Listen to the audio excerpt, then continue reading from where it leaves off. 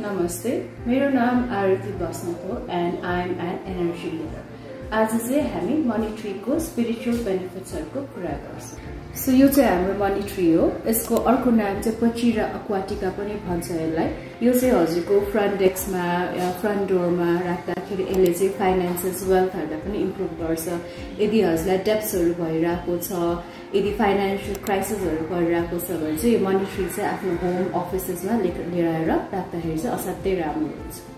Money ट्रीले हजुरको लाइफमा ग्रोथलाई represent गर्छ। मनी ट्रीले स्टेबिलिटीलाई पनि रिप्रेजेन्ट गर्छ। हजुरहरूले यसको पातहरु हेर्नुभयो भने यो प्राय 5 वटा लिभ्समा फुल्छ।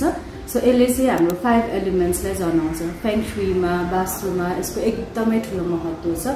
यदि हजुरहरूलाई यो प्लान्ट असाध्यै लकी एकदमै फाप्यो भने चाहिँ यो कहिलेकाहीँ 7 वटा पनि फुल्छ। So that means it is very lucky for you. I wish you good luck with the money tree. Thank you so much.